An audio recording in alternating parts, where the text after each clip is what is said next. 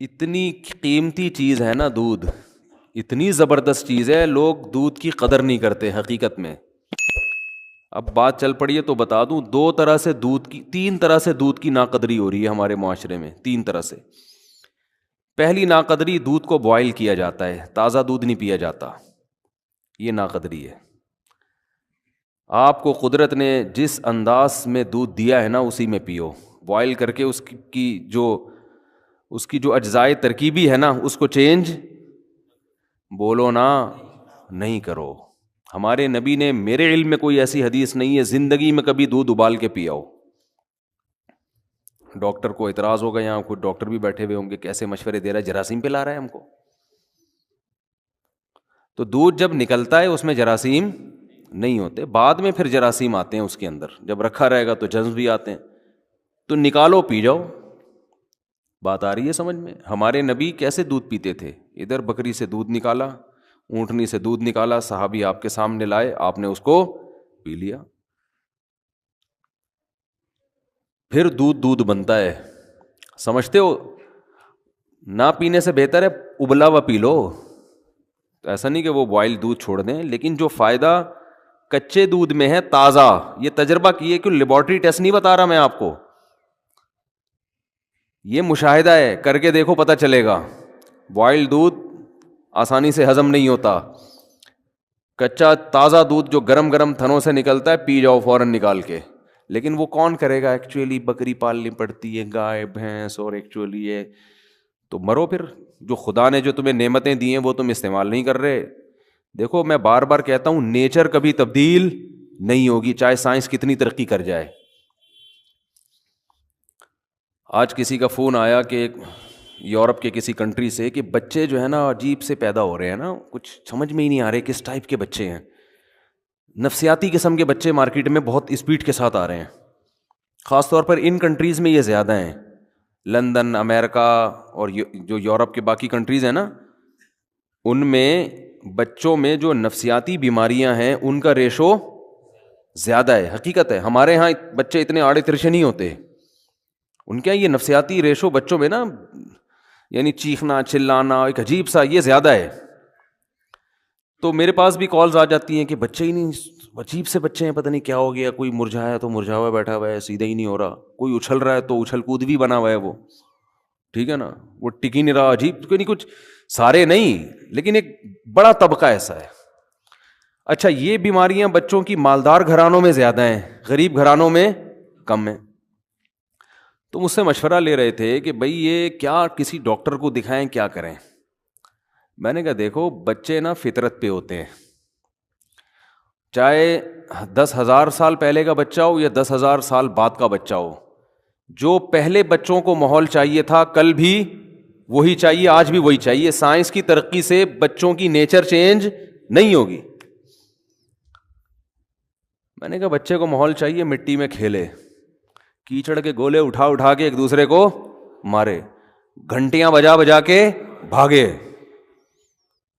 آپ نے ایسا ممی ڈیڈی بنایا ہوا ہے بچوں کو، جو بڑے گھروں میں ہوتا ہے، اس کو نہ کسی سے لڑنے دے رہے ہیں، کوئی اونچی آواز سے بات کر لے اس سے تو اس دوسرے کو اس کے سامنے ڈانٹا جاتا ہے کہ بچے کی سیلف رسپیکٹ مجروح ہو رہی ہے. تمیز سے اس کو کھلایا جا رہا ہے، کھلانا چاہیے تمیز سے، بدتمیزی صحیح نہیں ہے، لیکن تمیز کی بھی ایک حد ہوتی ہے نا. تمیز جب اپنی لمٹ سے بڑھے گی نا تو وہ بدتمیزی بن جاتی ہے، ٹھیک ہے نا. یعنی بچے کو باپ بنا لیا ہے، کبھی باپ سے کبھی بھی پٹا ہی نہیں، غلطی سے بھی نہیں پٹا، اور اتنا وہ ایسے ممی ڈیڈی بالکل روزانہ شیمپو سے نہا رہا ہے وہ بالکل تمیز سے، اور ایسا کوئی نہ اس کو ڈانٹ سکتا ہے، ڈانٹے تو بالکل پھر اس کو منانے میں گھنٹے لگا دیتے ہیں کہ ڈانٹ دیا تو اب کہیں ایسا نہ ہو دل پہ لے جائے، تو منانے میں گھنٹے لگا دیتے ہیں. تو بچہ یہ پھر بچے کو بچے کے حساب سے نہیں چلایا جا رہا. بچہ تو ایسا گھنٹیاں بجا کے بھاگے، پکڑا جائے، کٹ جائے، پٹے، ٹھیک ہے نا، آئندہ توبہ کرے، پھر کبھی کچھ کر لے، پٹتے پٹتے کچھ لڑے آئی. گھر میں بھائی چھوٹے ہوتے ہیں بچے نا، سب بھائی بہنیں لڑتے ہیں آپس میں، یہ ضروری ہے ان کے لیے لڑیں. وہ اس کی چیز چھین کے بھاگ گیا، اس کو غصہ آ رہا ہے. یہ سب چیزیں آہستہ آہستہ کیا ہو رہی ہیں؟ غصے کو برداشت کرنے کی طاقت. تبھی تو میں کہتا ہوں بچے زیادہ پیدا کرو. گھر میں ہی بچے آپس میں لڑ لڑ کے بہت کچھ سیکھیں گے, ایک دوسرے پہ خرچ کرنا بھی سیکھیں گے, ایک دوسرے سے چھیننا بھی سیکھیں گے, واپس کرنا بھی سیکھیں گے, شکایتیں لگانا بھی سیکھیں گے, شکایتوں پہ تنبیہ کرنا بھی سیکھیں گے کہ ہر وقت شکایتی ٹٹو نہیں بنے رہا کرو. بچے ہوتے ہیں نا ہر وقت, ایک گھر میں ہوتا ہے شکایتی ٹٹو, اس کا کام ہوتا ہے ہر وقت کیا کرنا, شکایتیں لگانا. یہ نیچرل ماحول ہے, کبھی کھانے کو مل گیا کبھی نہیں ہے, بھائی جا ابھی سو جا آرام سے جا کے, ہر وقت پیٹ بھرا ہوا ان کا, ہر ساری ضرورتیں ان کی پوری ہو رہی ہیں. او بھائی آج نہیں ہے تو جاؤ, نہیں پکے جاؤ, باہر سے کچھ نہیں آئے گا, آج گھر میں دال پکی ہے کھاؤ. نہیں جی میں دال نہیں کھاؤں گا تو ان کے لیے بریانی منگوا دو, ان کے لیے برگر, جو تیرا باپ کھائے گا وہ بھی تو بھی وہی کھائے گا, کھانا ہے کھا نہیں, جا کے سو جا آرام سے. کانفیڈنس پیدا ہوتا ہے بچے میں, برداشت پیدا ہوتی ہے. آج تو میں دیکھ رہا ہوں ماؤں کو کھا لے کھا لے کھا لے, ایسا اس کو اتنی اپنی رسپیکٹ اپنے میاں کو دے دو, خدا کی قسم وہ پاؤں دھو دھو کے پیے گا. کیا خیال ہے؟ جو رسپیکٹ میاں کو ملنی چاہیے, جو باپ کو ملنی چاہیے, وہ کس کو مل رہی ہے؟ بچے کو. ہماری والدہ اللہ ان کی مغفرت فرمائے,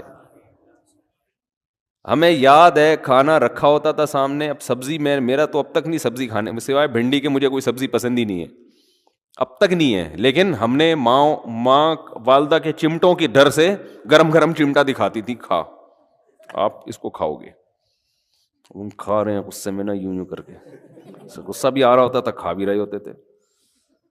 تو وہ نیچرل ماحول ہی ختم کر دیا بچوں کا. لٹو ہم نے کھیلے ہیں, بنٹے ہم نے کھیلے ہیں, مارم پیٹی ہم نے کھیلی ہے.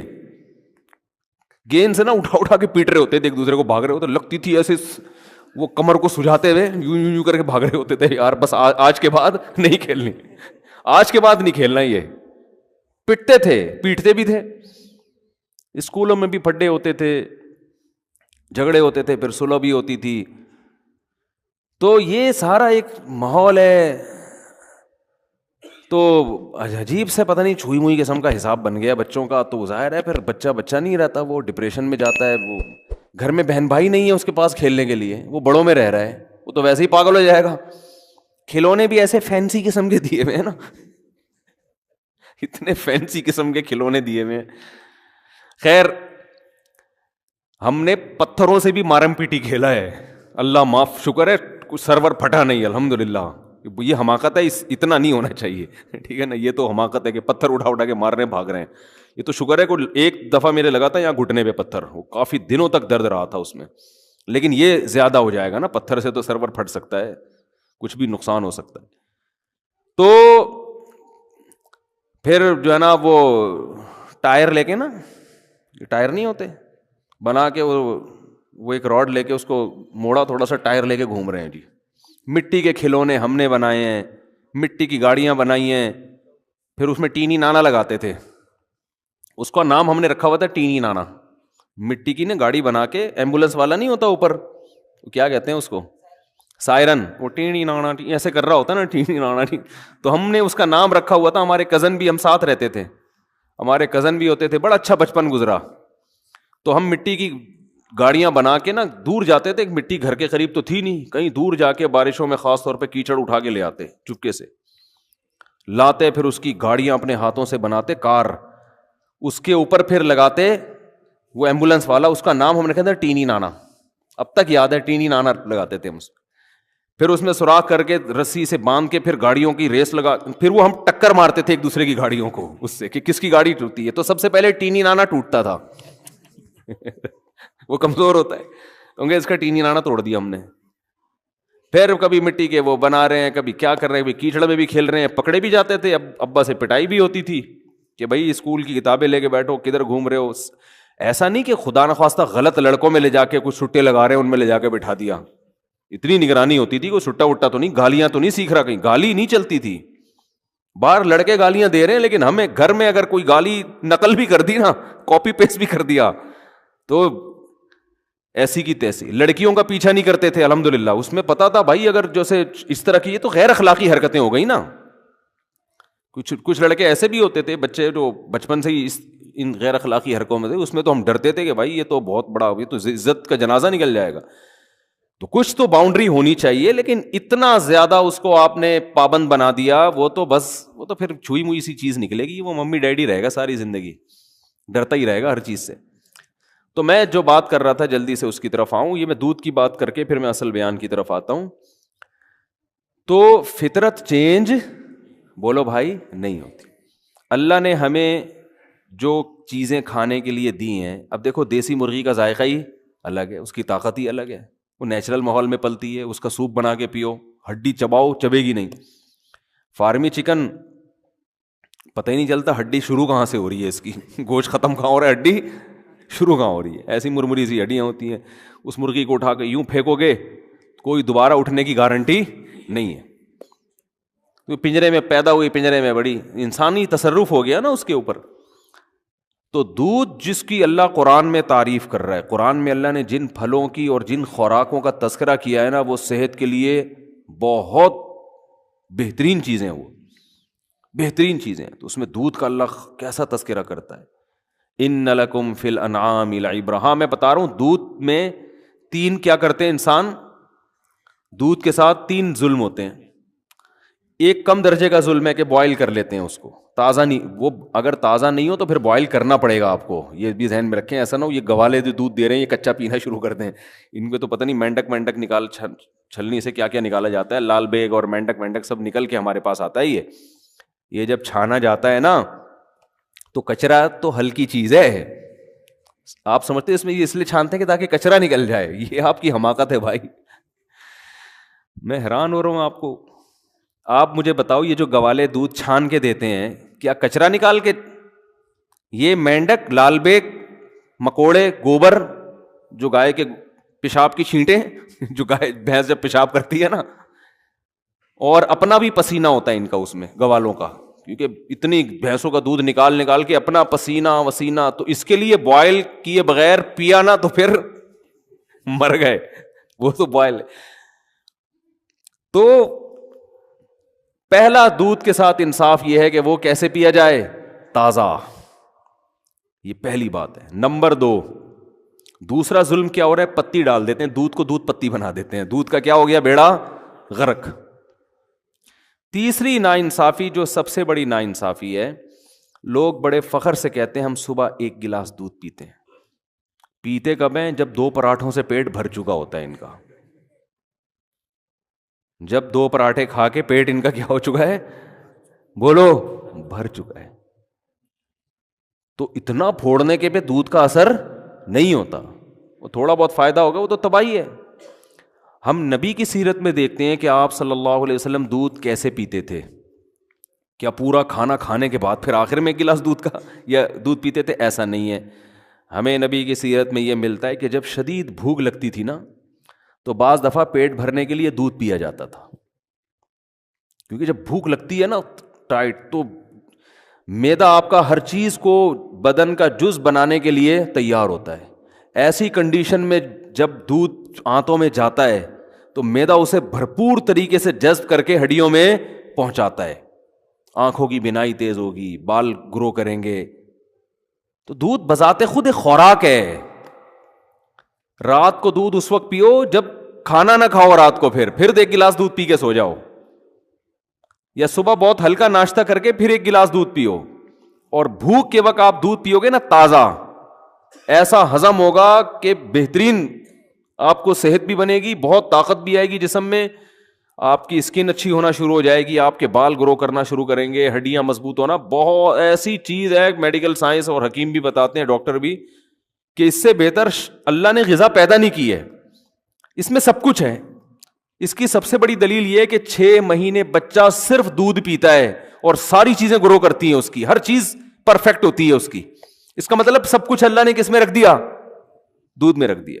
ہاں اس کے بعد اس کو اناج بھی چاہیے, تو سارا دن دودھ نہیں ہے, لیکن اس طرح سے تو دودھ پیے گے. اور میں جانتا ہوں ایسے لوگوں کو جن کی 99 سال عمر ہوئی, وہ 3-3 4-4 کلو دودھ پیتے تھے, لیکن وہ ایسے پیتے تھے کہ عادت ڈالی, آہستہ آہستہ آہستہ آہستہ عادت ڈالی. پھر واکنگ بھی کر رہے ہیں, جاگنگ بھی کر رہے ہیں, جو بھی ان کی ایکٹیویٹی ہے, محنت مزدوری, تو وہ آہستہ آہستہ جب عادت پڑتی ہے تو 4-4 کلو 3-3 4-4 کلو بھی وہ تھے بڑے لہیم شہیم. آپ نہیں 3 کلو کہیں پی لیں تو اتنی جگہ ہی نہیں ہے, جائے گا کہاں وہ. تو ہمارے نبی صلی اللہ علیہ وسلم کیسے پیتے تھے, جیسے مثال ملتی ہے نا کہ آپ صلی اللہ علیہ وسلم بھوک سے بے تاب تھے, ایک تو دودھ کا ایک پیالہ آیا. حضرت ابو ہریرہ رضی اللہ تعالیٰ عنہ فرماتے ہیں کہ سب صحابہ بھوکے تھے, سب کو بھوک لگ رہی تھی. تو حضرت ابو ہریرہ فرماتے ہیں کہ مجھے یہ نبی نے مجھے حکم دیا کہ سب کو پلاؤ. تو فرماتے ہیں ایک پیالہ دیکھ کے مجھے خیال ہوا کہ میری باری میں تو 2 گھونٹ بھی نہیں آئیں گے, اور سب شدید بھوک کی حالت میں. تو حضرت ابو ہریرہ نے پلانا شروع کیا. نبی کا معجزہ تھا, اس میں برکت ہوئی. وہ دودھ کا پیالہ ختم ہونے کا نام لے ہی نہیں رہا. سب نے سیر ہو کے پیا. پھر نبی نے حضرت ابو ہریرہ سے فرمایا پیو. یہ بالکل خالی پیٹ ہیں, جب شدید بھوک سے نڈھال ہو رہے ہیں, اور اس وقت کیا پیا جا رہا ہے؟ دودھ. آپ نے حضرت ابو ہریرہ سے فرمایا پیو. فرماتے میں نے پیا. فرمایا اور پیو. بار بار پلانے کے بعد حضرت ابو ہریرہ نے فرمایا کہ قد شبعت, میں سیر ہو چکا ہوں, مزید پینے کی گنجائش نہیں ہے. اب سمجھ میں آیا دودھ کیسے پیا جاتا ہے؟ نہیں آ رہا میرا خیال ہے سمجھ میں. وہ پراٹھے کھا کے تھوڑی بیٹھے ہوئے تھے, یہ بریانی اور برگر کھا کے پھر تو وہ تباہی ہے. گیس بنائے گا, پتہ نہیں جو دھماکے ہوں گے وہ آپ خود اس کے ذمہ دار ہیں. اس کا نہ گوالا ذمہ دار ہے, نہ بھینس ذمہ دار ہے. وہی لوگ کہتے ہیں نا دودھ پی کے پتہ نہیں کہ دھماکے شروع ہو جاتے ہیں. تو تبھی صحابہ کرام کی صحتیں تھیں. ان کی تو اتنی خوراکیں نہیں تھیں. آج پروٹین کے لیے کیا پھر ملٹی وٹامن کیپسول بھی لیے جا رہے ہیں, ٹیبلٹ بھی لی جا رہی ہیں, سیرپ بھی پیے جا رہے ہیں. وہ تو کچھ بھی نہیں پیتے تھے. اتنے صحت مند, اتنی زبردست ان کی جو ہے وہ ایکٹیویٹیز ہوتی تھیں, اور ایسا ان کی جان ہوتی تھی.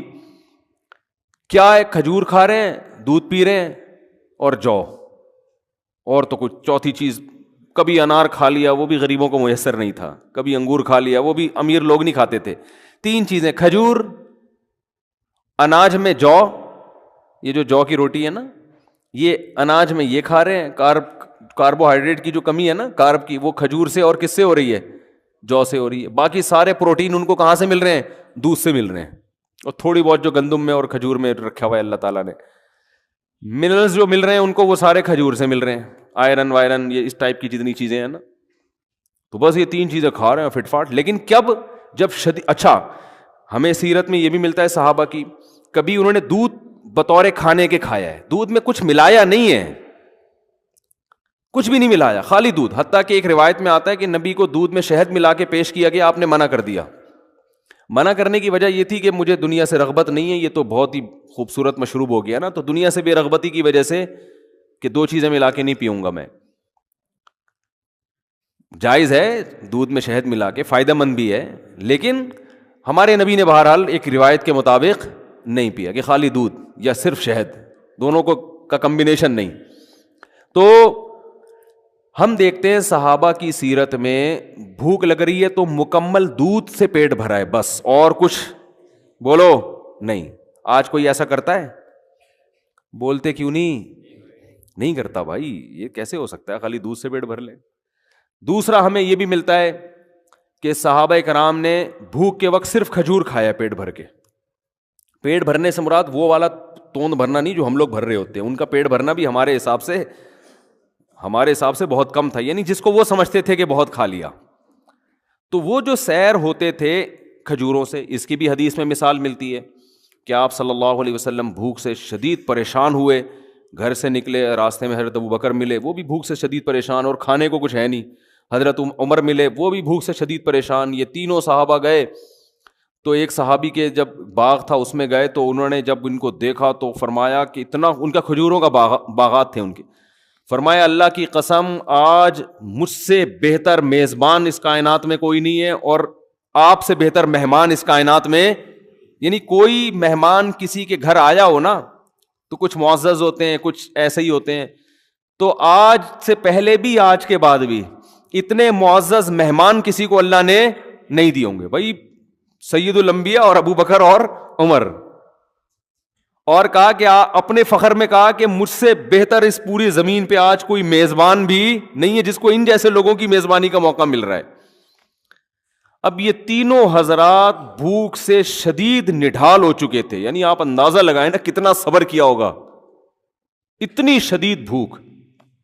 تو ان صحابی نے کیا کیا ہے, یہ نہیں کہ بھائی ہم ہوتے بھائی یہاں سے یہ لے آؤ, یہاں سے یہ, کوئی ہمارے یہاں بھوکا مہمان آ جائے, آپ ادھر سے 3 برگر اٹھا کے لے آ, وہ ایسے وہ چانپوں کا آرڈر دیا ہوا ہے میں نے, وہ چانپے ہیں نا وہاں سے چانپے لیا, تو ایسا کر نلی نہاری لیا, مکھن کا تڑکا ضرور لگوا دینا اس میں, پورا ایٹم بم بنا کے نا ٹھیک ہے. کام کیا ہے ان کے؟ کام کیا تھے؟ گھوڑوں پہ سوار جنگ لڑ رہے ہیں, دن میں بھی, راتوں کو پوری پوری رات تہجد پڑھ رہے ہیں. اتنا ہی ٹف ان کی زندگی, محنت مزدوری, ان کو تو بہت کچھ چاہیے تھا نا. اور ہمارا کام کیا ہے؟ کچھ بھی نہیں. ایک صاحب سے میں نے پوچھا آج کل کیا کہہ رہے ہیں؟ کہہ رہے کمال. میں نے کہا آج کل کیا کر رہے ہیں؟ کہہ رہے کمال کر رہا ہوں. میں نے کہا کہہ رہے جو کچھ نہیں کر رہا وہ کیا کر رہا ہے؟ کمال کر رہا ہے. وہ جاب کر رہا ہوگا زیادہ سے زیادہ, وہاں جائے گا تھوڑا سا کمپیوٹر میں انگلیوں کو ٹھش پش پش کر کے آ جائے گا وہاں پہ, اور دو چار اس طرح کی ہلکی پھلکے. اور ورک کسے کہتے ہیں؟ Hard working. ہارڈ ورکنگ یہ ہوتی ہے کہ آپ اپنی گاڑی میں 1 گھنٹہ صدر پہنچے جا کنگ آپ نے کیا. ابے تو نے ہلا ہے نہیں, تو بیٹھا بیٹھا اسٹیئرنگ, دماغ تو تیرا تھک رہا ہے. کوئی فزیکل ایکٹیویٹی تو دماغ خراب ہو جاتا ہے ڈرائیونگ زیادہ کرنے سے. ویسے تو بیٹھا ہوا ہے زیادہ زیادہ. آج کل تو گاڑیاں بھی آٹومیٹک آ گئی ہیں, پہلے تھوڑا سا گیئر ویئر چینج کرنے میں مسل تھوڑے سے ہل جاتے تھے نا ادھر ادھر کے, وہ بھی نہیں ہو رہے. ایک صاحب مجھے کہنے لگے یار مجھے کچھ زکوٰۃ کے پیسے چاہیے. میں نے کہا کیا ہو گیا؟ کہہ رہے ہیں یار میری گاڑی آٹومیٹک ہے, میرے پاؤں تھک جاتے ہیں, میں مینول گاڑی لینا چاہتا ہوں. میں نے کہا اس کو دیکھو, وہ تھک جاتا ہوں نا بار بار. کہہ رہے ہیں وہ کلش دبا دبا کے نا میری یہ مسل جو ہے نا ان میں پین شروع ہو گیا ہے, تو کچھ میری مدد ہو جائے. تو میں نے کیا کہوں گا اس کو, آپ خود سوچو. تو پین ہو رہا ہے نا کلش دبا دبا کے. ٹھیک ہے آسائشیں اللہ نے دی ہیں, فائدہ اٹھانا چاہیے, لیکن یہ کوئی اتنی بڑی ٹینشن والے کام نہیں ہے کہ جس سے آپ کے لیے صبح شام چانپے کھاؤ, اب بریانیاں پھوڑو بیٹھ کے, اور یہ کرو اور وہ کرو, اتنے اتنے پراٹھے پھوڑو, یہ نہیں ہوتا. تو صحابہ کے کام بہت زیادہ. اور خوراک کیا دیکھیں, کبھی دودھ سے پیٹ بھر رہے ہیں, یہ ہلکی خوراک بولو نہیں ہے. یہ جو دودھ سے پیٹ بھر رہے تھے نا, یہ معمولی چیز نہیں ہے. یہ دودھ ان کی رگوں کو تر کر رہا ہے, ان کی جو جس چیز کی باڈی میں کمی ہوئی ہے اس کمی کو پورا کر رہا ہے. یہ فیٹ نہیں پیدا ہونے دے رہا. ملائی کھانے سے انسان موٹا ہوتا ہے, دودھ پینے سے موٹا نہیں ہوتا. یہ کولیسٹرول نہیں پیدا ہونے دے رہا.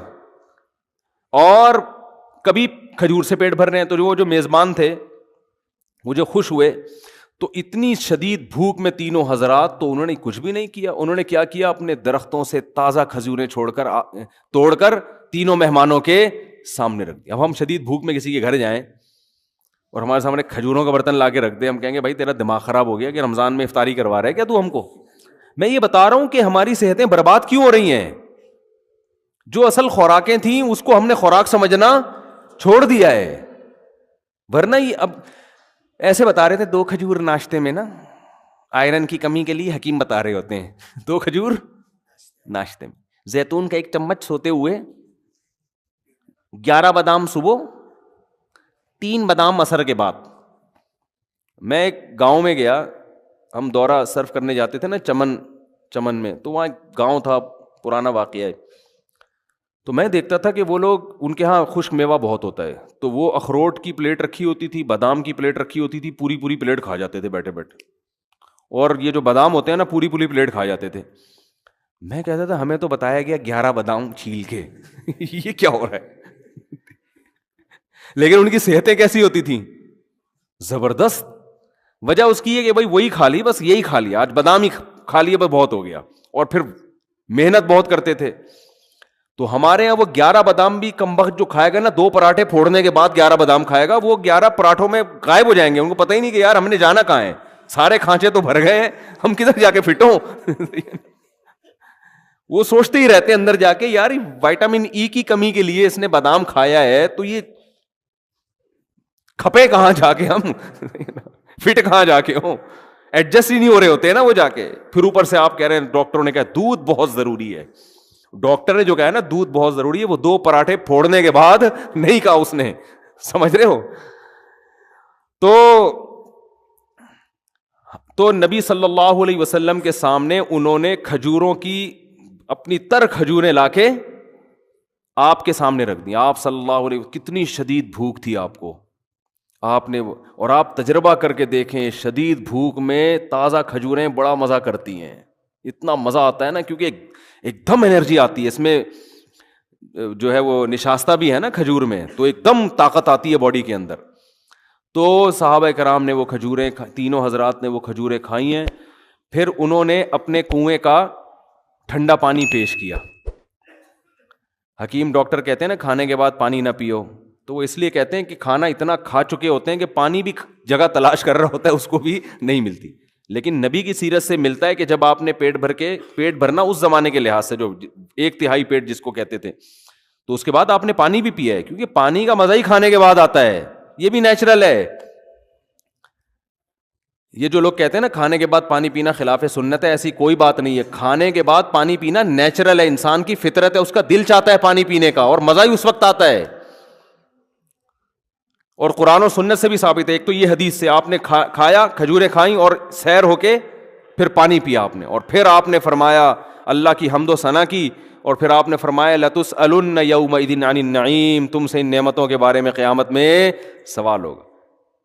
ہم بریانیاں پھوڑ رہے ہیں، برگر کھا رہے ہیں، چانپیں کھا رہے ہیں، اور کلیجی کھا رہے ہیں، اور جناب آج کوفتے کھا رہے ہیں، اور ہم سمجھتے ہیں ہم سے سوال نہیں ہوگا. اور صرف اتنی شدید بھوک میں چند کھجوریں کھائی ہیں، آپ نے فرمایا یہ اللہ نے ہمیں جو نعمتیں دی ہیں اس کے بارے میں ہم سے سوال. تو نعمت کی قدر بھی جب ہوتی ہے، جب شدید بھوک کے بعد آدمی چند نوالے کھاتا ہے نا، پھر پتہ چلتا ہے یہ رزق کتنی بڑی نعمت ہے. آج ہم بھوک لگنے ہی نہیں دیتے، لگنے سے پہلے ہی پھوڑ دیتے ہیں بیٹھ کے، تو نعمت کا نعمت ہونے کا بھی احساس نہیں ہوتا. جیسے افطار کے وقت نبی جو دعا پڑھتے تھے، شدید بھوک پیاس میں جب روزہ کھولتے تھے اور پانی پیتے تھے، ایسا ہوتا ہے نا کتنا مزہ آتا ہے نا، ایک دم جسم میں انرجی آتی ہے. تو آپ صلی اللہ علیہ وسلم فرماتے تھے ذهب الظما، پیاس چلی گئی، وابتلت العروق، رگیں تر ہو گئیں، جو خشک ہوئی تھی نا پوری باڈی، اس میں سب میں ایسا بلڈ دوڑنا شروع ہو گیا، تر ہو گئی وہ.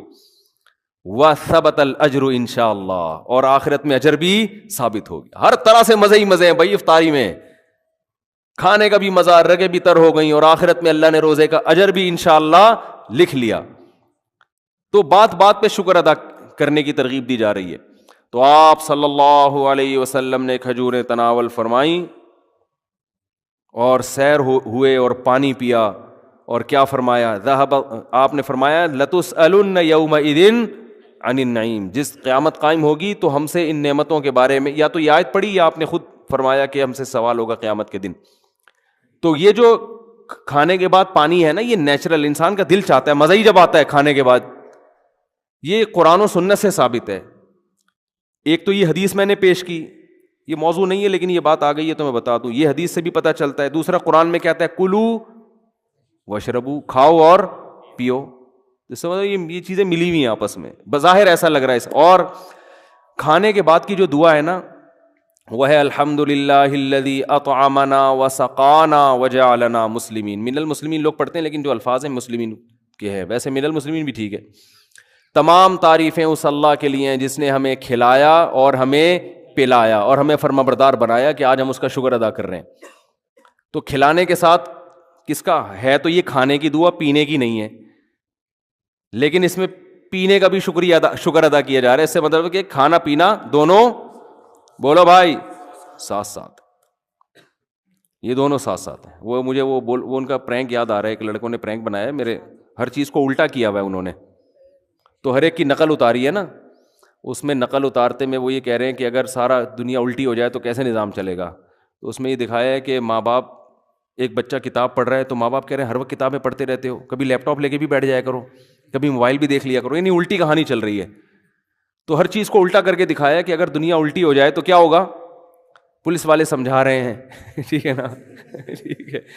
اس طرح کا نا ساری چیزیں بڑا دلچسپ بنایا. تو میرے بارے میں بھی انہوں نے کچھ مذاق کیا، تو میں لوگوں کو سمجھا رہا ہوں شادی بالکل بھی نہیں کرو، اور اگر کرنی ہے تو 40 سال میں کرو جب صحیح سے بڈھے ہو جاؤ. تو مجھے بڑا اچھا لگا وہ نا کہ بالکل الٹا کر کے.